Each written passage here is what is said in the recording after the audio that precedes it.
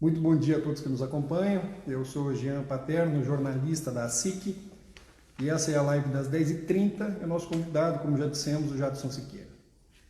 Jadson, o mundo vive uma fase particularmente singular, única em 100 anos, e com graves consequências à saúde e à economia.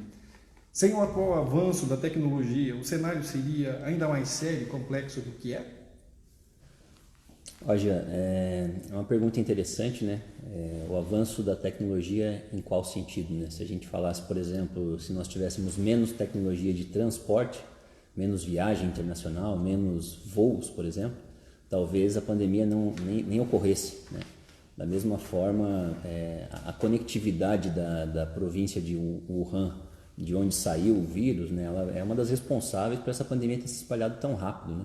Se não houvesse toda essa conectividade daquele canto da China para outras cidades como Shenzhen, Beijing, e rapidamente dessas cidades para todas as cidades do mundo, talvez isso não se espalhasse tão rápido. Então, por um lado, a tecnologia até é uma vilã nessa história, mas por outro lado, a velocidade com que a informação chegou aqui também, né, ou aqui em todos os lugares nos lugares onde a pandemia pegou depois, uma bagagem de informação sobre o que estava acontecendo na China já tinha sido consolidada e as pessoas foram aplicando os tratamentos de maneira um pouquinho mais orientada do que se não tivesse tecnologia nenhuma. Então, nesse aspecto, a tecnologia até ajudou um pouquinho na hora de ter as informações disponíveis. A gente vê também que muito do modo de vida foi preservado das pessoas devido à tecnologia. Mesmo estando em casa, as pessoas conseguem continuar tocando as suas vidas na maioria das suas esferas aí de maneira praticamente normal, né? Então, eu acho interessante se a gente olhar para 3 áreas, né? Na área da educação, então as escolas todas foram fechadas muito rapidamente e a vida continua. Então, nós temos alunos no Alfacom mesmo, os alunos do nosso presencial de Cascavel estão tendo as aulas remotamente na sua casa através da internet. Então, isso tem funcionado muito bem. Por outro lado, na área das escolas infantis, a gente tem visto um pouco mais de dificuldade. As crianças não são autossuficientes para terem acesso à tecnologia para poder assistir às aulas. A gente tem o que se chama o digital divide, né? Você ainda tem no Brasil uma cobertura de internet ainda um pouco limitada, né? Mesmo nos Estados Unidos, 21 milhões de pessoas não têm acesso à internet. Isso é um número que me assustou até, né? Então imagina, 21 milhões de pessoas simplesmente não têm como continuar suas vidas, nem no teletrabalho, nem na teleeducação, porque não tem o mínimo necessário que é a infraestrutura instalada. No Brasil, essa cobertura de internet está em torno de 70%, ou seja, 30% da população não tem acesso à internet. Então, nas escolas particulares, você tem quase que a totalidade dos alunos tendo uma condição de assistir uma aula em casa, mas nas escolas públicas, muitas delas, e a nossa região é uma região privilegiada em termos de conectividade, mas tem vários lugares do Brasil onde é a minoria que tem acesso e pode continuar a dar sequência na sua vida ali, usando a tecnologia para continuar com uma das suas principais áreas da sua vida, que para uma criança é a educação, né? E a gente tem visto também como em algumas áreas a gente se surpreendeu positivamente, como a tecnologia atendeu, né? Eu acho que o teletrabalho é um exemplo positivo. Nós vimos como virou a chave, as pessoas já estavam trabalhando bem em casa, e como na educação a gente teve uma série de percalços, né? Não estávamos tão preparados quanto a gente esperava. A gente viu a medicina remota, a telemedicina, seja através do telefone, o mais simples, até um celular com foto, WhatsApp, ou então plataformas mesmo, né? Também tendo uma certa dificuldade de entrar em operação, principalmente por conta da regulação. Então a tecnologia está lá, a gente que não estava bem preparado ainda para poder utilizá-la num momento como esse, né? Então, por um certo aspecto, a tecnologia estava pronta, a gente tem ela disponível, mas ela não conseguiu resolver os nossos problemas como a gente esperava em todas as áreas, né? Isso que eu achei interessante. Bom dia a todos que nos acompanham, muito obrigado pela audiência. E se tiverem alguma pergunta, né, alguma dúvida que entendam que precisa ser esclarecida sobre esse tema, o vírus e a inovação, por favor, dirijam aqui que o Jadson vai responder. Ele é cascavelense, tem 43 anos, é casado, é pai de 3 filhas e aceitou prontamente o convite aqui da SIC para participar dessa live. Muito obrigado, Jadson. E além de empreendedor e investidor em startup, CTO e CMO do Alfacom, ele é presidente do Sistema Regional de Inovação Iguaçu Vale. Jadson, diante de tudo que você tem visto, que aplicações tecnológicas mais te tem surpreendido nesse momento? Tem várias coisas que eu tenho percebido, né? E algumas mais específicas, né? Como o uso de máscaras com certas características, algumas tecnologias de rastreamento de pessoas, achei bastante interessante também. Eram tecnologias que já existiam e aí a gente fica sabendo mais disso, né? Você poder rastrear, é muito importante poder rastrear o contágio através de saber quem teve contato com quem. Uma pessoa que está lá numa condição de saúde debilitada dificilmente vai conseguir relatar exatamente todas as pessoas com as quais ela teve contato nas últimas 2 semanas, que é o tempo necessário para fazer o tracking com relação a esse vírus. Então, existem tecnologias prontas, usando a própria tecnologia de celular, onde você consegue identificar por quais outros celulares essa pessoa passou, né? Então, acho que isso é uma das coisas que pode ser implantado num longo prazo para poder prevenir futuras pandemias, né? Claro que tem toda uma questão de privacidade envolvida, mas é uma tecnologia que ajuda muito a fazer esse rastreamento, que em alguns países foi muito efetivo.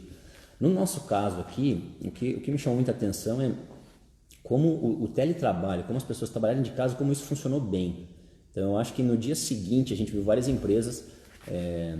Eu trabalho full-time na Alphacom, que é uma empresa com 270 pessoas, e diferentes perfis, mas na maioria a empresa tem uma média de idade de 25, 26 anos. Então as pessoas foram para casa sem grandes dificuldades. No dia seguinte todo mundo estava trabalhando tranquilamente e até com relatos de produtividade igual ou melhor. Uma outra empresa que eu acompanho, que eu estou no conselho, a Imóvel, eles até anteciparam um pouco a ida para casa e sim, teve zero mudança. Só positivas, as pessoas muito jovens, todas acostumadas a trabalhar com tecnologia. Então me surpreendeu muito a eficiência do teletrabalho. E eu tenho ouvido de algumas startups, inclusive, já os dirigentes já se antecipando, dizendo que vão mudar a forma mesmo pós-pandemia, que as pessoas vão trabalhar em casa, que o escritório vai virar um coworking, vai ser muito menos postos simultâneos. Então isso me surpreendeu positivamente, como a tecnologia para o teletrabalho está pronta e as pessoas souberam aproveitar em algumas áreas. Lógico que em outras áreas é impossível, você precisa do contato, né? Como varejo, para receber uma pessoa dentro da loja, esse tipo de atividade é mais difícil de substituir com tecnologia. E me surpreendeu também como, no caso da teleeducação, né? O nosso business principal, Alphacom, que é a EAD, educação à distância, então já era o feijão com arroz lá, o cara está em casa e assistir a aula. Mas me surpreendeu como quando isso foi necessário para as escolas de educação infantil, essa migração não foi tão automática. Então mostrou o despreparo das escolas sem ter plataformas adequadas, me mostrou como os pais não têm essa disponibilidade de assessorar os seus filhos no dia a dia. E a educação de crianças, né, parece que ela é muito mais um problema de comportamento e de ambiente do que propriamente dito de conteúdo. Passar o conteúdo é a parte mais fácil, né? Você pegar uma criança, sentar ela na frente da máquina, essa é a parte difícil, fazer ela logar, ter acesso ao seu material, tá com tudo prontinho. E essa é uma parte que talvez a gente negligencie na educação infantil, né? Os pais mandam as crianças para a escola e falam, tá fácil, tá lá, o professor só passa o conteúdo. Mas a grande dificuldade é fazer a criança estar disponível para receber esse conteúdo. E sua plataforma tem uma certa dificuldade, né? Você tem como na plataforma de EAD ter isso embutido, né? Os incentivos para que isso aconteça. Mas a criança não sente aquela mesma atração por sentar ali na frente da máquina e ter o contato com seus coleguinhas. Então, me surpreendeu nesse sentido, como as plataformas não estão preparadas, como a escola não está preparada e como os pais estão extremamente estressados e frustrados com essa carga extra de poder colocar uma criança na frente de uma tela para poder consumir um conteúdo. Então, isso me chamou a atenção. Acho que um outro aspecto que me surpreendeu também é a quantidade de aplicações que a gente imaginava que já estariam prontas para a telemedicina e até estavam prontas, né? Eu me lembro muito bem, quando eu estava na faculdade, lá nos early 2000s, né?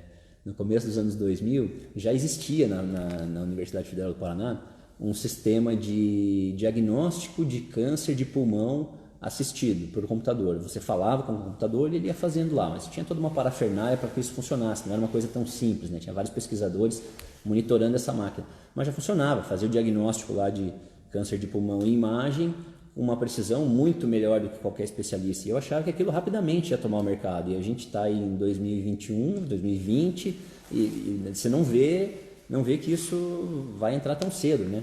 E a pandemia mostrou essa limitação por questão governamental, por questão de regulação, em algumas tecnologias de serem adotadas, mesmo quando você vê que aquilo é evidente que vai ajudar, e como isso não está pronto, como isso não tem os subsídios éticos, organizacionais para que entre em ação. Então, me surpreendeu isso não estar disponível, e quanto tempo demorou. Até hoje a gente tem problemas aí de Anvisa para respiradores sendo feitos regionalmente aqui, uma série de entraves que não permitem que a tecnologia seja aplicada, né? Então isso foi uma surpresa também.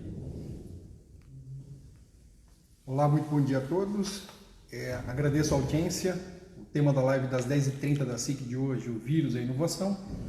Meu convidado é o Jadson Siqueira, que é empreendedor e investidor em startups e presidente do Sistema Regional de Inovação Iguaçu Vale. Jadson, muitos têm dito que o cotidiano das pessoas e das empresas, depois que a pandemia passar, vai ser muito diferente, né? É possível fazer um exercício aqui, Jadson, e tentar imaginar como vai ser esse mundo do futuro? Legal, Jean, muito boa pergunta. As pessoas tendem, de maneira geral, a esquecer eventos que são raros, né? Então, se assim não fosse, você não teria uma das maiores densidades populacionais em São Francisco, na Califórnia, onde é um lugar onde se sabe que em algum momento vai ter um grande terremoto, né? Teve um grande terremoto ainda no século passado, e as pessoas simplesmente esquecem e passam a tocar o seu dia a dia. E essas pandemias por conta de vírus são coisas que a gente já deveria estar preparado. Nós tínhamos subsídios, sabíamos que isso ia acontecer, né? Assim como vai acontecer novamente, mas as pessoas tendem a esquecer, e eu acho que na maioria esse evento raro vai ser relegado a um passado do qual a gente não quer lembrar, e acho que as coisas vão estabelecer uma certa normalidade. Lógico que isso vai levar algum tempo, e alguns hábitos vão permanecer por conta da sua praticidade, não necessariamente pelo medo das pessoas. Eu não acho que o medo da contaminação vai fazer as pessoas mudarem, começarem a evitar o contato social, não acho que isso vai acontecer. Mas eu enxergo, por exemplo, acho que a grande questão é o dilema entre as liberdades individuais versus o bem comum, né? O simples fato de fique em casa, né, que foi a grande campanha que se fez ao redor do mundo, né? Isso era meio cartesiano, né? Então existia uma correlação imediata entre ficar em casa e diminuir os casos, diminuir a contaminação. E o dilema que isso criava, assim, não, mas eu não posso restringir o cidadão em sair, em sua liberdade de ir e vir, né? Então isso acho que vai ser o principal ponto que vai ser debatido, até que ponto o governo, outros órgãos regulamentadores têm o direito de impor restrições à livre passagem das pessoas, ao livre comércio, a livre exercer a sua atividade de trabalho, a sua atividade remunerada, da qual ele ganha o seu sustento, quanto isso deve ser comprometido em favor de uma saúde coletiva, em favor de não congestionar os hospitais, o sistema público de saúde. Então, acho que essa discussão vai ser bem interessante de ver como ela vai acontecer, e algumas coisas certamente vão mudar, né? Voltando à questão do trabalho em casa, né? Eu já vi várias empresas mencionando que vão mudar radicalmente a forma de se trabalhar em casa, não simplesmente vai ser a exceção, mas sim a norma, e de vez em quando tiver necessidade, as pessoas vão até o trabalho. Eu acho que na parte da educação, a teleeducação se provou como sendo uma coisa que funciona. Não digo no caso das crianças, porque daí é muito mais comportamental do que conteúdo, mas a transferência de conteúdo, você ir até uma sala de aula num grande centro, é uma coisa estressante, é demorado, né? Então você poder consumir o seu conteúdo em casa é uma coisa muito mais simples. Então eu tenho visto que algumas coisas, alguns comportamentos eles vão ficar porque eles fazem sentido, não porque as pessoas estão com medo de alguma coisa. No caso, duas outras tecnologias, duas outras aplicações muito interessantes, né?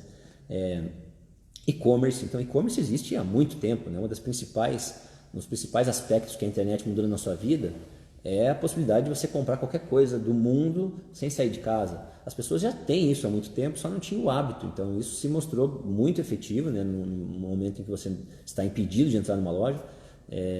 E entrega de comida também, a facilidade que você tem, você começa a perceber o quanto aquilo é fácil de fazer, o quanto é conveniente, quando você tem que depois voltar a usar um serviço que não é daquele jeito. Vou ter que parar de fazer o que eu estou fazendo para ir até um lugar para poder comprar um produto. Eu chego lá, eu tenho problema de dinheiro, cartão, número, enquanto você usa uma aplicação onde já tem lá o seu cartão todo cadastrado, você aperta um botão, repete a sua última compra. Então tem uma série de conveniências que a tecnologia já trazia, que isso agora se mostrou como pode ser usado mais corriqueiramente. Eu acho que esse tipo de aplicação a gente vai ver mais, e a gente vai ver também dependendo para que lado esse debate vai, né? Talvez restrições com relação à privacidade sendo deixadas de lado em favor do bem comum. Acho que essas coisas devem acontecer. Essa é a live das 10h30 da SIC. Aqui o grande atrativo é a qualidade da informação compartilhada pelos nossos convidados. A exemplo do que o Jadson Siqueira, o Jadson Siqueira está fazendo hoje aqui. Muito obrigado, Jadson, mais uma vez. Prazer, né? Ele que é empreendedor, investidor em startup, CPO, CMO do Alphacom e presidente do Sistema Regional de Inovação em Iguaçu Vale. Nós temos algumas perguntas aqui. Ô Gerson, a tua eu faço na sequência, mas vou apresentar a do Charles agora, que ela está mais conectada a isso que o Jadson acabou de responder. O que o Charles quer saber, Jadson, é o seguinte: que áreas terão espaço de crescimento imediato nas áreas de tecnologia em Cascavel e região? Legal. É interessante. Eu tive, coincidentemente ou não, algumas reuniões de conselho bem no comecinho da pandemia ali, né? Então eu trabalho full time no Alphacom, mas atuo no conselho de outras empresas de tecnologia. E falando primeiro do caso do Alphacom, no EAD, né? No caso do Alphacom, a gente percebeu logo de começo um pouquinho de restrição na vontade de consumir, né? Então as pessoas estavam um pouco restritas por não saber o que ia acontecer, esse momento único, né? Como você mesmo mencionou, já é uma crise que acontece uma vez a cada 100 anos, né? Então ninguém sabia exatamente o que ia acontecer. Então a gente viu no primeiro momento uma restrição de consumo, as pessoas talvez apertando um pouquinho, postergando uma compra, mas a gente viu logo de começo no EAD um aumento das buscas. Então muito mais tráfego no nosso site, muito mais pessoas se cadastrando, buscando informação, consumindo conteúdo gratuito. Então esse consumo de conteúdo gratuito na internet foi um grande boom, né? Então, o fenômeno das lives aí no YouTube, todo mundo tem acompanhado, né? Hoje tem live até de curso de síndico, curso de pintor, do que você quiser, né? Então, as lives estão tomando o Brasil aí. O Brasil não, o mundo, né? Então, o EAD a gente vê como uma tendência que vai ficar, tá? Sem dúvida. Então, acho que é uma área que merece atenção. A pergunta foi especificamente com relação à nossa cidade, né?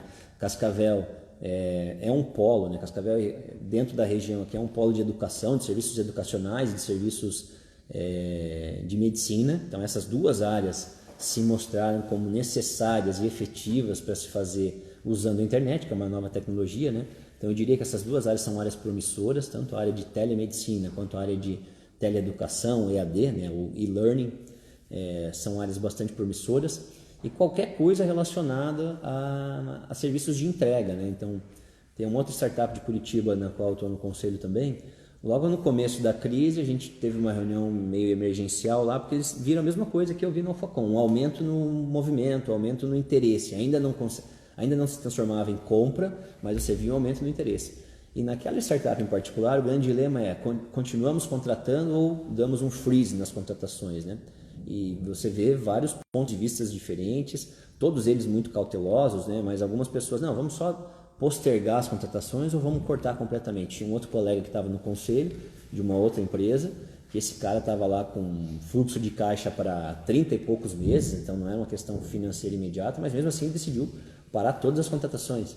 Enquanto nessa startup, no final, nessa reunião, a gente decidiu, não, vamos continuar as contratações, vai ser importante, senão não vamos nem conseguir atender essa demanda toda. E realmente isso foi importante. Passado um mês depois, essa reunião foi no comecinho meio de março, né? E aí fizemos uma nova mais para o final de abril, e realmente a empresa cresceu 25% em um único mês, né? Em receita recorrente. Então imagina, você tinha numa receita, a receita recorrente é o quê? É um modelo muito comum, modelo de assinatura. Você tem X usuários pagando nesse mês, e no mês que vem você tem X mais um percentual ou menos um percentual. Esse aumento foi de 25%. Então, não quer dizer que é só 25%, porque isso é mês a mês, então isso dá um aumento muito grande quando você chega no final do ano, né? Então, foi tomada a decisão acertada lá, né? Nesse caso, felizmente, que era continuar as contratações, mesmo em meio à pandemia, porque se via que ia chegar essa demanda. Então, essas áreas de apoio a e-commerce, apoio a serviços de entrega, essas áreas devem crescer. A área de educação à distância deve crescer, a área de telemedicina deve crescer. Então, todo mundo que está nessas áreas, se ainda não faz nada relacionado a online, né, eu acho que isso é extremamente importante, ficou muito evidente. que qualquer área de negócio hoje, se não tiver uma estratégia digital, num momento como esse de restrição de circulação, é seriamente afetada, né? Não estamos falando de 10% a menos, 20% a menos. Teve empresas que tiveram 100% da sua receita estancada por causa da crise, né? Então são indústrias um pouco mais suscetíveis. Todas essas que já têm um canal online de distribuição estão muito bem. Pessoal, eu estou com um probleminha aqui no meu suporte, mas aos pouquinhos eu vou fazendo aqui a correção manual, tá? Espero que não atrapalhe vocês, são coisas bem sutis aqui. O convidado de hoje é o Jadson Siqueira, que é o presidente do Sistema Regional de Inovação Iguaçu Vale. Jadson, entrando agora naquela pergunta que o Gerson Gracia fez, que é bem interessante. Em um mundo cada vez mais tecnológico, quais são as habilidades humanas que ainda serão consideradas diferenciais? Legal. Tudo bem, Gerson? Como é que tá? Cara, muito boa pergunta. Então, acho que assim, essa crise, ela mostra algumas coisas, algumas tendências que já vinham ocorrendo, né? Então, essa necessidade de uma estratégia digital para um negócio é uma necessidade latente que já existia, na verdade. E algumas pessoas talvez negligenciavam porque se escondiam, né? Botava a cabeça embaixo da areia, como aquela velha alegoria, né? Mas é uma realidade que já está aí, né? Não é de agora, não é de hoje, não é só da pandemia. A gente tem alguns estudos, por exemplo, de como as empresas vêm mais e mais se direcionando para o lado digital. E as habilidades necessárias para tocar essas empresas são as habilidades necessárias para as pessoas buscarem na sua formação. Então, um grande número que eu acho muito relevante você tinha do que se chama as Fortune 500, né, das empresas, das 500 maiores empresas do mundo. Essas empresas costumavam durar na década de 20, 67 anos. Então você tinha uma empresa lá que era top 500 do mundo em 1920, a expectativa de vida, de duração desse modelo de negócio, dessa empresa, dessa habilidade, era de 67 anos. Se você pegar esse mesmo número em 2012, a expectativa de vida dessas empresas, dessas mesmas 500, as maiores empresas do planeta, a expectativa de vida delas era de 15 anos somente. Então a própria empresa, imagine, todas as pessoas que trabalham naquela empresa, suas habilidades estão em xeque, porque de 15 em 15 anos ela muda. Então não existe mais hoje você se preparar para uma profissão específica e ficar fazendo exatamente aquilo o resto da vida. Aliás, tem um outro estudo, né? Aí não das empresas, mas das profissões, 85% das profissões que existirão em 2030 ainda não foram criadas. Você fala, não, mas isso é uma realidade muito distante. Não é. Eu olho para dentro do Alphacom, olho para dentro da minha empresa e eu enxergo algumas áreas, algumas funções específicas que há 2, 3 anos elas não existiam dentro da nossa realidade. Então, para citar um exemplo, nós temos hoje uma dificuldade lá de contratar pessoas para um time de análise de dados. Então, dentro desse time de análise de dados, existem algumas competências específicas, não é só o cientista de dados, tem o cientista de dados, tem o cara de infraestrutura de dados, aí tem o analista, tem o gerente de projeto de dados, tem um zoológico todo diferente lá que há 3 anos atrás não existia. Até coincidentemente, né, um amigo meu, que talvez esteja vendo aí, me ligou na sexta-feira, né? Precisou, Jadson, você que está conectado aí, você viaja bastante, aonde que eu consigo contratar um cientista de dados? Como é que faz, né? Que bicho é esse? Então, sabe, infelizmente minha resposta foi, cara, o melhor lugar é no Google, no Facebook e na Amazon. Se você conseguir tirar um de lá, é o melhor cara, né? Lá eles têm times inteiros, tem toda a linha de montagem desse zoológicozinho que eu estou falando. Aqui a gente tem uma dificuldade em conseguir esse profissional, tem uma dificuldade em atrair, em reter e mesmo em entender como é que esse zoológico novo funciona. Isso estou mencionando uma área, né? Então, mesmo dentro de uma área mais comum, call center vem mudado muito a forma como se faz. Você tem o cara que faz um tratamento, o cara que faz a venda, o cara que faz o pós-venda. São especializações que, mesma coisa, 5 anos atrás, dentro da minha empresa não existia essa subdivisão. Hoje ela já é necessária. Então, a gente vê que várias novas áreas vêm surgindo. E aí, como é que você se prepara para isso, né? Para responder a pergunta? O que eu faço?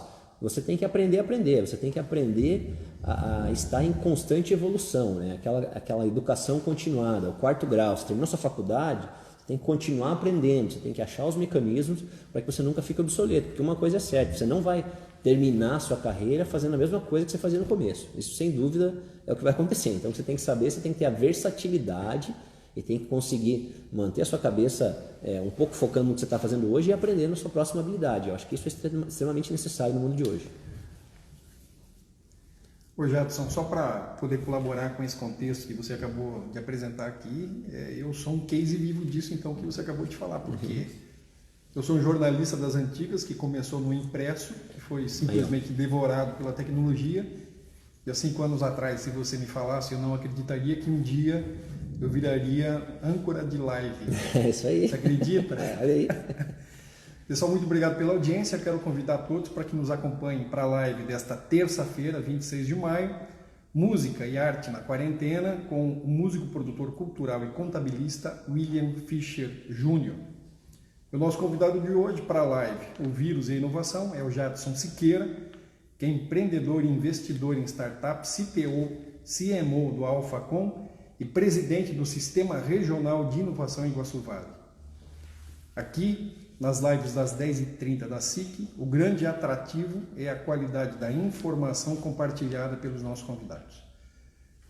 A Cris, do Embarque com a Cris, viu, Jadson, quer saber o seguinte: para uma empresa pequena da área do turismo como a dela, como agregar tecnologia a curto e a médio prazo?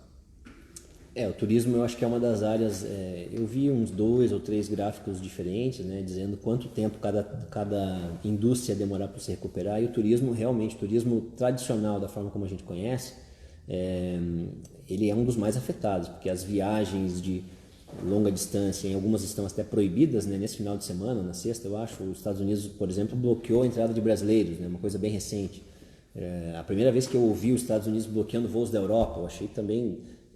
talvez dá um primeiro impacto, fala, cara, é necessário mesmo, né? Então, é uma realidade, já está acontecendo. Então, o turismo vai ter essa restrição. Eu acho que, para o turismo, talvez as viagens locais sejam a saída, né? Você trabalhar aqueles mesmos modelos. Vou vender um pacote para o cara ir para o Nordeste, para o cara ir para a Bahia, para os Estados Unidos. Isso vai demorar um tempo para voltar, mas nós temos grandes oportunidades em explorar o turismo local. Então, as pessoas vão procurar áreas mais próximas, vão procurar viajar com o seu próprio carro, ou talvez com serviços mais limitados, não entrar num ônibus com 40 pessoas, um avião com 200 pessoas, e vão procurar áreas mais isoladas, mais remotas. Então, acho que o turismo rural é a grande jogada nos próximos momentos aí, né? E a gente está numa uma região aqui privilegiada em termos de paisagens, diversidade de cenários, né? Então tem muita coisa interessante aí nesse interiorzão do nosso Paraná, do nosso Brasil. Tem muita coisa bacana que as pessoas precisam de um guia, precisam de uma agência para poder mostrar para elas onde está isso, né? E eu acho que essa é uma das coisas. A outra é atrair o cliente através dos meios digitais, né? Eu acho que isso para qualquer área, né? Não só para o turismo. Por incrível que pareça, algumas pessoas só agora foram descobrir, eu vi alguns relatos, né? Pessoas, academia, lojinha de bolo, de doce, onde a pessoa falou, nossa, eu me obriguei a fazer mídia digital aqui e eu vi como isso realmente funciona. Então, sempre funcionou. Como tudo que a gente está vendo nessa pandemia, né? Telemedicina já tinha, e-commerce já tinha, iFood já tinha, tudo isso já tinha, agora que a gente está descobrindo essas coisas, né? Então, a mídia online para atrair clientes para o seu negócio, seja lá qual ele for, é uma coisa que sempre funcionou, já está aí, e agora é a sua única alternativa, né? Então, você botar um outdoor na cidade enquanto ninguém está trafegando na cidade, não é o melhor uso do seu dinheiro. Agora, você tem mais gente em casa, mais gente assistindo lives, mais gente procurando conteúdo online, essas pessoas vão ser atingidas por mídia digital. Então, respondendo a sua pergunta aí, Cris, resumindo, né? Mídia digital para atrair clientes e busca por alternativas de turismo local, turismo rural, atividades onde as pessoas fiquem mais isoladas, não uma praia cheia de gente, por exemplo. Tá bom? O Jadson, tem uma pergunta aqui, que eu não sei se entra exatamente no que você atua, mas se você puder tentar responder, te agradeço muito. É do Urso 8. Guerras fiscais entre estados, quais movimentos as associações de classe podem fazer para auxiliar os empresários do Paraná? Legal. O Urso 8, se eu não me engano, é um comércio de alguma coisa aí, né? Então, interessante, as guerras fiscais entre os estados é um problema já bastante debatido dentro do e-commerce. O que isso significa? O que vem a ser, né, para quem não entende aí? Quando você tem um e-commerce com base no Paraná, por exemplo, o Paraná tem uma certa alíquota de ICMS. E ela recolhe, uma loja normal, uma loja de rua, recolhe esse ICMS aqui no Paraná e não tem dúvida qual ICMS tem que ser cobrado o ICMS do Paraná. Quando uma loja do Paraná revende alguma coisa para alguém que está no Espírito Santo, por exemplo, que tem uma alíquota diferente da do Paraná, Onde é que eu recolho? Eu recolho no Paraná ou eu recolho a alíquota do Espírito Santo lá no Espírito Santo? Então esse é um problema que existe no e-commerce e já vem sendo tratado há algum tempo. Já existe um cronograma de implantação gradativo, né, de deixar de recolher só no estado de origem, mas passar a recolher também no estado do cliente, e isso tem um calendário, né? Se eu não me engano, em 2020 ou 2021 era o último estágio desse calendário, né? Então ele já vem sendo tratado desde 2018, 18, 19, 20, se eu não me engano, e a alíquota vai gradativamente sendo recolhida, um pedaço na origem e outro pedaço no destino do cliente. Eu não acho que isso vai desaparecer, vai continuar. Com o aumento do e-commerce esse problema vai ser mais relevante ainda, né? Porque o que acontece? Isso era uma grande briga com o estado de São Paulo, né? Porque São Paulo tem a maioria dos consumidores, 60% do e-commerce nacional é feito em São Paulo, né? É um fato interessante. Eu vejo isso na minha base, vejo em vários lugares, né? Então, o consumidor está consumindo lá em São Paulo. E aí um estado vai lá e joga a alíquota lá embaixo para atrair a empresa, e a empresa começa a recolher no estado de origem. Só que é o consumidor de São Paulo que está fazendo o gasto, né? Que está fazendo o investimento, a compra, e o imposto fica todo do lado de lá. E aí mata o comércio local daqui. Então, é uma coisa que já tem um plano para ser implantado. Eu acho que a tendência é seguir esse plano que já existe, e o que foi decidido no final das contas é um pouco do recolhimento fica na origem e outro pouco fica no destino. A dificuldade para o pequeno e médio, né, controlar isso, né? Então, como é que eu controlo? Como é que eu vou pegar agora? Minha vida já não é difícil o suficiente, tendo que recolher vários impostos, né, o ICMS sendo um deles. Agora eu tenho que pegar o ICMS e recolher um pedaço aqui, um pedaço no outro estado. Então, basicamente você tem que fazer isso via plataforma. Você não vai conseguir gerenciar todos os estados da federação no papelzinho ali. Então, só a plataforma de e-commerce, de entrega de seja lá qual for o serviço ou o produto que você está vendendo, ela tem que tratar isso na plataforma, esse recolhimento proporcional em cada um dos estados quando você está fazendo a venda. Essa é a forma de resolver. Muito bem, ô Jadson, a gente tem uma outra pergunta aqui que é do Márcio, que ele pede o seguinte: a compra online se consolidou ainda mais na pandemia e iniciaram novos modelos de entrega. Como você observa esse movimento e quais são as tendências? Legal, muito bom. Em novos modelos de entrega, vamos esquecer correio, né? O tradicional que você imagina, uma grande empresa que vai lá, faz a coleta, faz a entrega. Então, os novos modelos por exemplo, o Rappi, onde você tem um modelo terceirizado de entregadores, né? Eu acho que isso é uma grande tendência também pré-pandemia, isso não vem da pandemia, mas é uma coisa que está sendo acelerada por esse momento onde as pessoas têm que se reinventar, né? Acho que o principal com relação à pandemia é isso, as pessoas estão tendo que se reinventar e elas vão olhar algumas coisas que já existem. É sempre mais fácil copiar alguma coisa que já está sendo em algum lugar e aplicar para a sua realidade do que inventar do zero, tá? Então, muitos grandes filósofos da administração já diziam isso, né? Inovar do zero é muito bom, mas copiar é bem mais fácil, né? Então, copiar uma forma de fazer e trazer para a sua realidade. Então, como que isso pode ser aplicado no seu negócio? Então, olha para o Uber e olha para o Airbnb. Esses caras, né, o que é o Uber, para quem não conhece a fundo? As pessoas particulares usam os seus veículos para transportar outras pessoas. O que é o Airbnb? As pessoas particulares alugam a sua casa para alguém. Então, ao invés de você ir num hotel, você vai na casa de alguém e fica na casa daquela pessoa. E assim vem com várias outras formas de modelos de negócio que usam a comunidade, os bens que estão na comunidade para aquele negócio. É uma tendência de recursos compartilhados que vem sendo aplicada em várias áreas de negócio. Isso também nos transportes. Então, ao invés de eu ter a minha frota de caminhões, eu uso caminhões, veículos que estão disponíveis com outras pessoas ou outras organizações e presto serviço. Então, alguém controla essa prestação de serviço e usa esse recurso que está na ponta. Então, como que você pode usar isso dentro da sua comunidade, dependendo do lugar onde você está, né? Já existem alguns serviços funcionando desses, é só contrato o serviço principal, ou então você estabelece uma rede de prestadores de serviço, onde você entrega o serviço sob demanda e a pessoa vai lá e executa aquele serviço de entrega, por exemplo. Então, a tendência é que isso realmente se expanda muito. A gente já vê essa economia compartilhada acontecendo em vários lugares, em várias áreas, né? O Airbnb é uma empresa de valuation bilionário, o Uber é uma empresa de valuation bilionário, e o Uber não tem um carro e o Airbnb não tem uma propriedade. Então, é todo o uso de recurso compartilhado, né? E sempre que você puder fazer uma analogia no seu modelo de negócio, seja qual for, em não usar um recurso próprio que você paga e bota isso no seu CAPEX, e ao invés disso você aluga esse recurso, é a grande tendência, você tornar o teu negócio mais enxuto, né? Você tornar o teu negócio mais lean. Um exemplo nas empresas de tecnologia em que eu sou board ou no que eu sou sócio, né? A gente sempre tenta usar serviço compartilhado. Né? Nas minhas empresas, por exemplo, é proibido ter um servidor dentro da empresa meu, que eu compro hardware, que eu atualizo, então eu uso a nuvem. Os meus servidores estão todos na nuvem, tudo que o cliente tiver que acessar está na nuvem. O ônus de fazer a gestão daquilo é do provedor de serviço de nuvem, não de uma equipe minha lá, paga para ficar vendo se a eletricidade do servidor está ok. O negócio é construir código, não da manutenção do servidor. Então é uma tendência que vai aplicando-se a várias áreas, né? E que outras áreas? Por exemplo, telemedicina, que a gente vem falando muito aqui, né?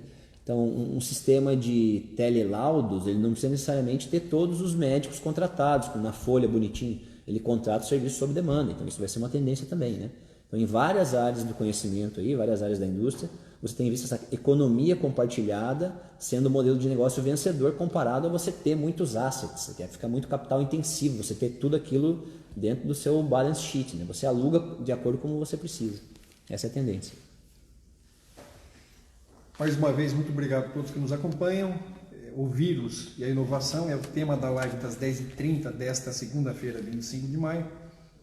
E o nosso convidado é o Jadson Siqueira, que é empreendedor e investidor em startup, CTO, CMO do AlphaCom e presidente do Sistema Regional de Inovação Iguaçu Vale. Jadson, qual passa a ser o papel, essencialmente, dos ecossistemas de inovação nesse novo contexto que a gente está vivendo? Legal. Então, bem interessante. A gente viu, falando um pouquinho especificamente da pandemia, né, num momento de crise, seja lá qual ela for, né, primeiro, o que é o SRI Iguaçu Vale? Né? O Sistema Regional de Inovação Iguaçu Vale é um movimento que existe no oeste do Paraná que visa conectar os atores que dão suporte à inovação, sejam startups, sejam centros de pesquisa, sejam universidades, sejam órgãos de apoio e fomento a empreendedorismo e inovação, como a própria SIC, como o Sebrae. O Sebrae é um grande atuador no Sistema Regional de Inovação Iguaçu Vale, a SIC é uma grande patrocinadora do Iguaçu Vale. O movimento Iguaçu Vale começou aqui dentro da SIC, né? Nos 2 anos anteriores eu era coordenador do Iguaçu Vale Cascavel e a partir desse ano eu assumi a coordenação do Sistema Regional de Inovação Iguaçu Vale, que é uma coisa mais regional, nos 54 municípios da região oeste do Paraná. E o Iguaçu Vale foi evoluindo, começou em Cascavel, e o SRI estava mais voltado para as cooperativas, grandes empresas, então Itaipu, PTI, LAR, Frimeza, e aqui em Cascavel a gente começou mais na base com as startups, aqui dentro da SIC, no núcleo de informática, que passou de uma coisa que era só informática a aplicar tecnologia de modo em geral em qualquer área de negócio, que tem a ver com inovação. Então esses 2 movimentos se juntaram e hoje eles congregam lá 90 instituições de ensino diferentes em toda a região.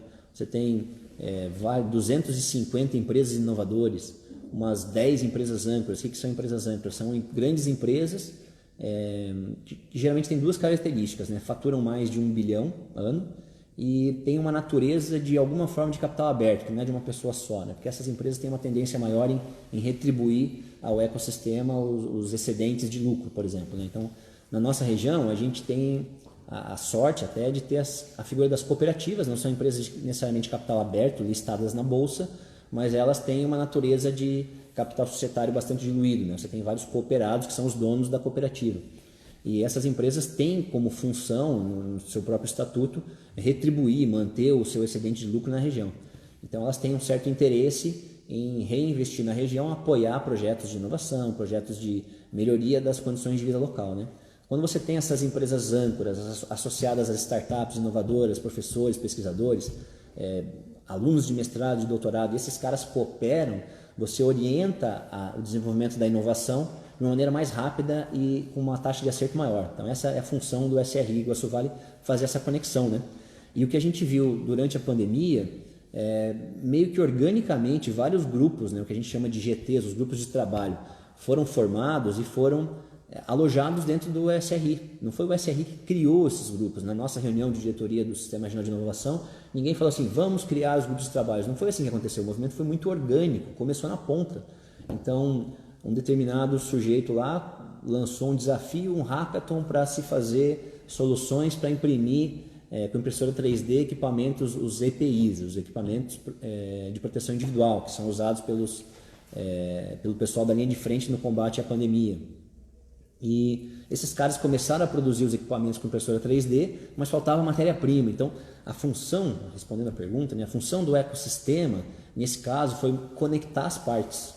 O ecossistema não teve um papel, a governança do ecossistema não teve um papel ativo de dizer assim, tem que fazer isso, tem que fazer aquilo. Ela foi a infraestrutura de comunicação previamente instalada, então essas pessoas já se conheciam. E aí quando o Schumacher lá de Marechal Rondon, a indústria Schumacher, começou a produzir um ventilador, um respirador artesanal, e esse cara precisou de contatos nos hospitais em Cascavel para poder testar, através do SRI a gente conseguiu fazer o link para que ele tivesse entrada rápida. Então era lá um engenheiro preparando as válvulas, né? Estou dando um caso específico, são 8 grupos de trabalho dentro do SRI. Um deles é de respiradores, outro é de máscara, outro é de hospitais, tem vários grupos lá. Nesse caso específico, qual foi a função do ecossistema?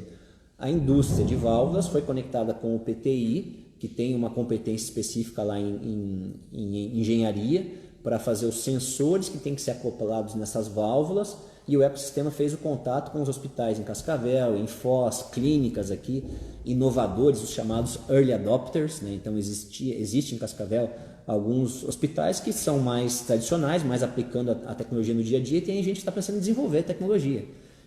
A função do SRI, do ecossistema, foi conectar essas partes. Então, quem é o hospital que vai olhar para aquilo e vai falar assim, está pronto? Ah, não está pronto, então não quero. Tem gente que é assim, na verdade 90% da população é assim, né? E não muda nas empresas, também é assim. Então, o percentual de inovadores ele é muito pequeno, ele fica em torno de 5%. Então, saber quem é o inovador, que é o cara que eu tenho que fazer a abordagem para ele testar esse respirador de começo, sabe? O ecossistema facilita isso. Então, a gente conectou a Schumacher e o PTI com os hospitais em Cascavel, em Foz, em Toledo, para que esses caras possam rapidamente testar, pegar o feedback do mercado, isso citando um caso. Então, o ecossistema se mostrou muito eficiente como uma rede de comunicação previamente instalada, com atores, com confiança mútua, para o cara poder abrir seu projeto e rapidamente isso andar e chegar onde tem que chegar. Então, chegou rápido no governo do estado, chegou rápido nos hospitais e já tem respirador sendo produzido para colocar na linha de frente. Isso foi um case bastante positivo. Obrigado, Jadson. Só para fazer algumas referências aqui da associação comercial, que a SIC também se adapta a esse novo momento, né? Ela, desde o mês passado, oferece para os seus associados empresários não filiados cursos por plataformas online. Nesta semana ela vai lançar uma plataforma de e-commerce para as empresas associadas. Aqui o Ciro Canabarro, que é o vice-presidente da microempresa, vai participar da nossa live aqui de quinta-feira, viu, Jadson? E ele vai detalhar essas questões todas para os empresários. É bem interessante. E a SIC Online, ela tem essa questão, a SIC, né, tem essa questão da vanguarda na veia nesses 60 anos em que atua.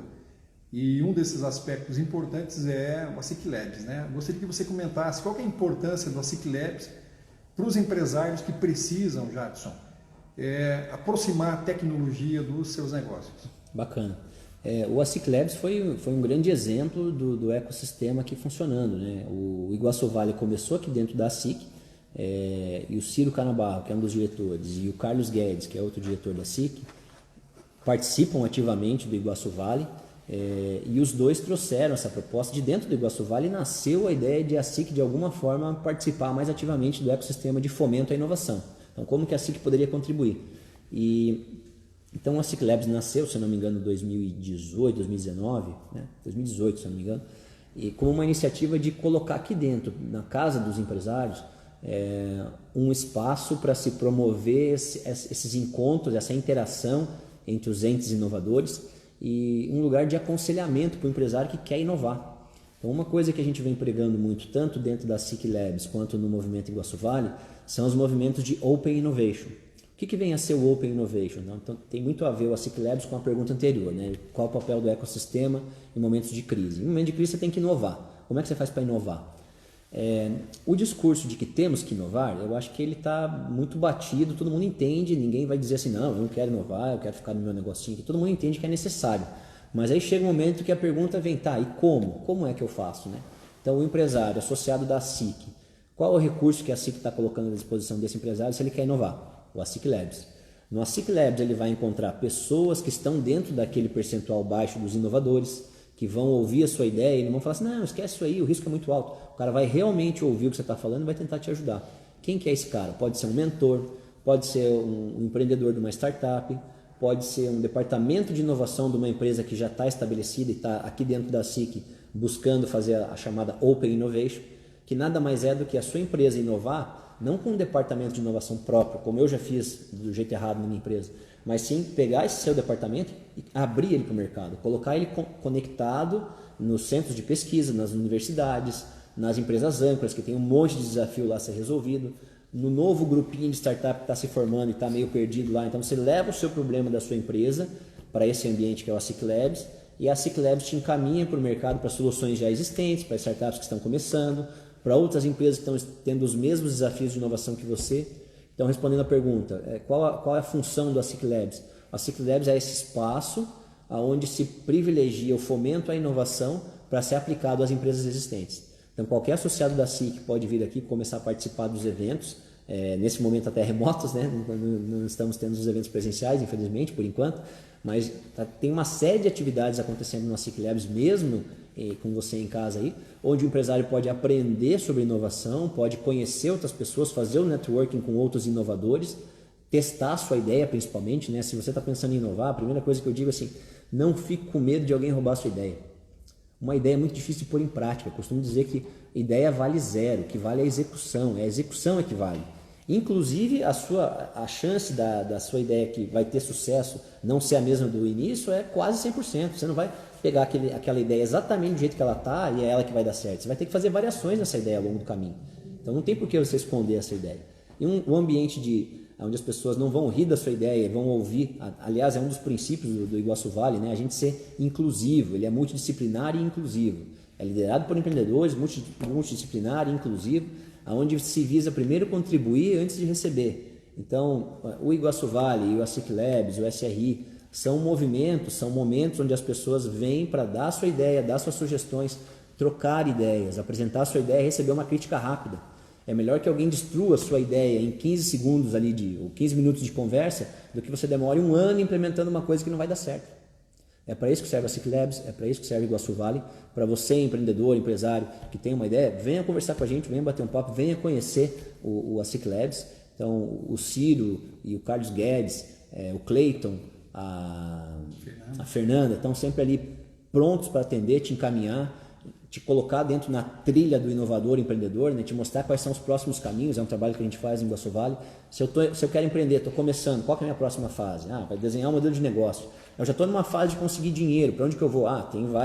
Tem fomento, dinheiro público e tem dinheiro de instituições de Open Innovation e tem fundos de VC, tem Angels. Então as pessoas dentro desses ambientes vão te orientar qual é o seu próximo passo. Tá? É um ambiente que serve para todo mundo crescer junto. Então venha conhecer, vale a pena.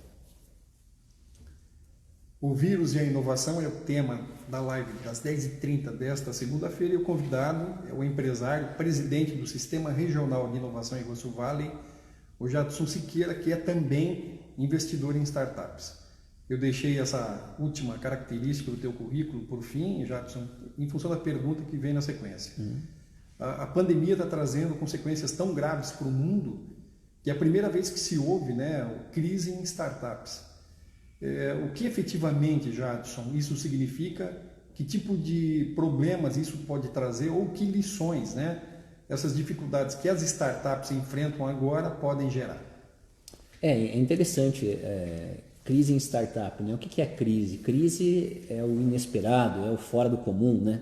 Eu diria que uma startup, ela vive em crise, né? Ela é uma entidade criada justamente... Qual a principal diferença entre uma startup e uma empresa tradicional? Não é o tamanho, e sim é o modelo de negócio não definido. Uma startup você opera em modo busca e uma empresa você opera em modo execução. Quando é o modo execução, você já é cartesiano, você sabe, você tem um plano orçamentário, você sabe que você faz investimento aqui e você espera ter um retorno ali. Numa startup você não tem esse elemento cartesiano, esse elemento líquido e certo do investimento versus o retorno. Pelo contrário, você está buscando uma coisa diferente, está buscando fazer inovação. Nesse aspecto eu concordo que tem uma certa crise, mas a startup está acostumada com a crise. Quem está numa startup e não está pensando nesse ambiente caótico, na verdade, ou não está se arriscando suficientemente, ou está num mercado muito protegido. Não existe isso de startup que não está em crise. A startup sempre está em crise. A natureza da startup é estar buscando um modelo que ainda não é conhecido. O que mudou um pouquinho nesse momento, que se fala em crise de startup, talvez seja um modelo de venture capital, que é capital de risco, onde você privilegia o crescimento em detrimento da rentabilidade. Isso está sofrendo uma revisão no país e no mundo. Nós estamos num momento de capital escasso, então, mesmo para duas empresas em que eu participo dos conselhos e que eu estou na gestão, no começo da crise, o principal ponto, acho que o conselho padrão de todo mundo, você vai ter várias variações, mas todo mundo começa assim, privilegia o caixa, olha para o caixa, né? Então, no momento de crise, na pandemia, se comunica em constância com os teus colaboradores e segundo, preserva o caixa, né? Então, 1 e 2 aí, às vezes um está na frente do outro. Esse preserva o caixa faz com que os fundos investidores em startup, que é o Venture Capital, também estejam no momento de retração. Então, eu conversei com alguns colegas que estão em fundraising, né? Estão em processo de buscar investidor para sua startup e, basicamente, o discurso dos fundos é, qualquer valuation nesse momento, o cara que está apertado, está precisando de capital agora, o valuation, que é o valor que a empresa dele vale, foi cortado pela metade. Então, assim, é um momento muito ruim para a startup ir ao mercado buscar dinheiro. Então, se ela não tem um cash flow ali que a sustenta por 12 meses, 18, 2 anos, ela vai ter uma dificuldade de ter que captar dinheiro rápido nos próximos 6 meses, onde o detentor desse capital vai ser muito restritivo, onde é que ele vai alocar. Por quê? Porque as apostas que ele já fez, as empresas onde ele já investiu, provavelmente ele vai precisar cobrir essas apostas para proteger o capital que ele já investiu. Então ele vai ter que reinvestir em empresa onde ele já está. Para ele investir numa empresa nova, ele vai ter que mobilizar um capital que talvez ele precise na já existente. Então isso está criando uma escassez de capital para investir em startups, em investimentos de risco, investimento em empresa em geral, né? Por que todas as bolsas caíram? Porque a crise ela afeta a previsibilidade das receitas, tanto da empresa grande quanto da startup. Então todos os investidores em empresas retraem o capital. Capital mais escasso, eu vou ter que alocar esse capital em lugares onde eu tenho um pouco mais de certeza que ele vai retornar. E a startup acaba sendo penalizada nesse sentido.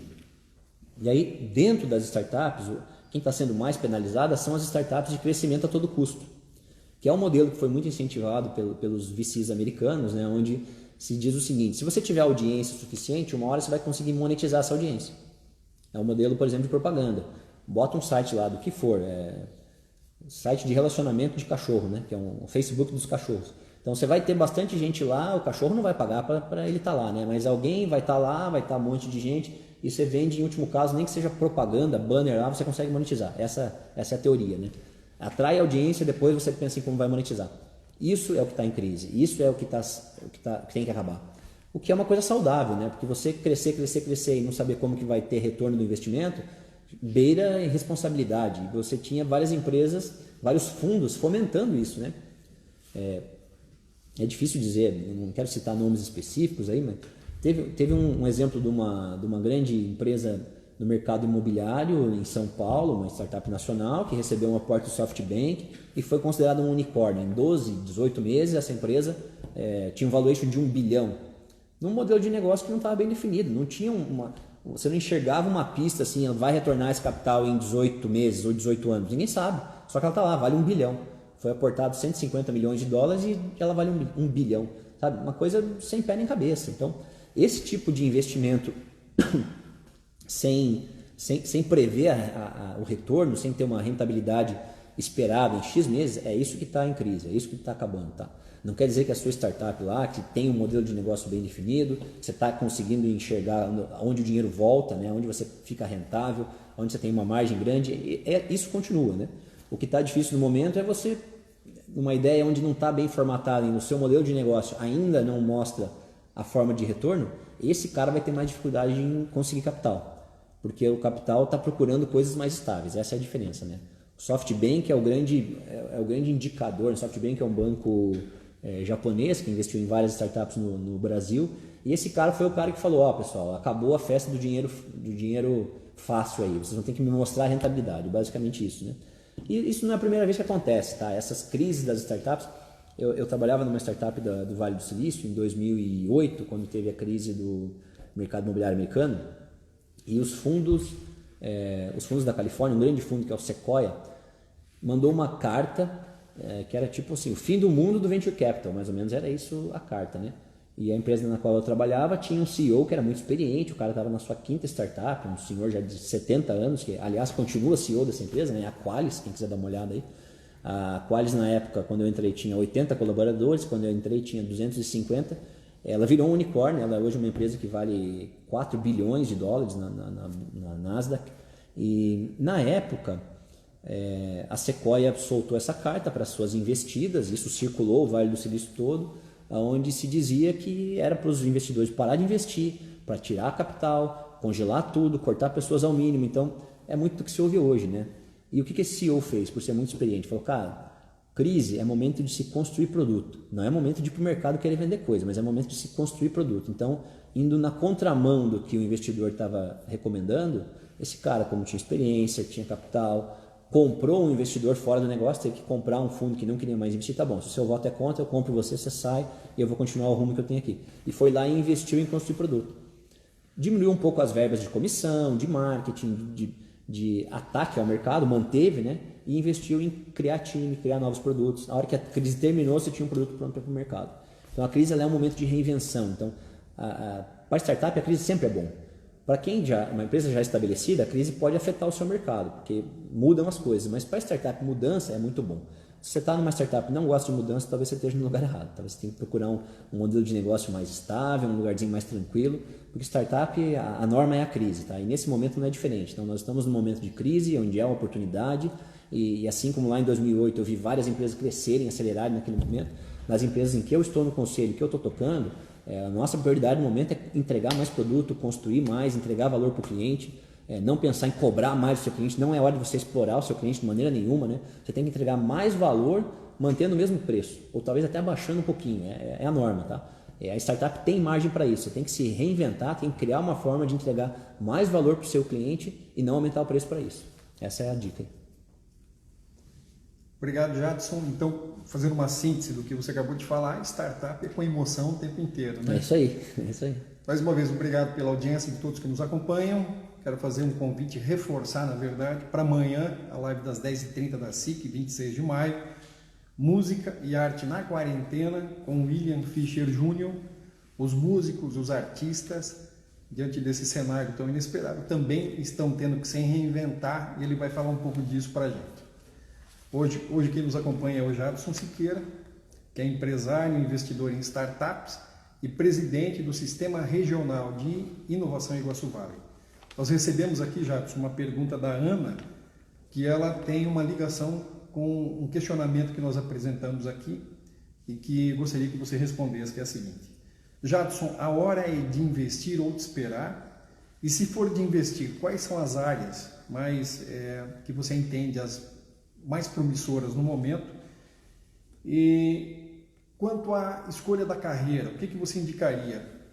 Quais são as profissões? Você disse, né, que 85% delas de 2030 não surgiram ainda, mas o que você percebe como um cenário que seja realmente assim, que possa ser realizado? Legal. Bom, vamos começar por a hora de investir ou de esperar, né? Eu acho que depende em que indústria você está, é uma análise criteriosa, o cenário muda a todo momento, né? No Alphacom, na Imóvel também, que acompanha de perto, na Omnichat, que acompanha de perto. Nas startups e nas empresas que eu acompanho, o cenário está sob júdice a cada semana, né? Então, o que é o mais ideal agora? Eu devo sair contratando loucamente? Acho que não. Quando você vê que você não está conseguindo atender os seus clientes, porque a demanda na sua indústria aumentou, lógico, você tem que aumentar, investir mais em mídia em alguns casos, né? Em algumas das empresas que eu estou, a gente está investindo mais em mídia, porque o momento é propício. Mas de maneira geral é cautela e sem decisões definitivas. Acho que esse é o grande ponto, tá? Tem uma grande bíblia do empreendedorismo aí de startups, que é o Lean Startup, né? O Lean Startup do Eric Ries, que vem do Steve Blank, são empreendedores e professores de Stanford, no Vale do Silício, e eles dizem o seguinte: você tem que fazer testes rápidos e iterar rápido. Então, invista em testes rápidos e em achar as oportunidades rapidamente, se você é uma empresa. Se você é um colaborador, procure áreas de software, áreas de inteligência, de dados, são essas áreas que vão crescer. Jadson, nosso tempo está expirando. Obrigado por ter aceitado o nosso convite. Muito obrigado. Eu que agradeço. Muito obrigado. Pessoal, até a próxima. As ordens. Abraço.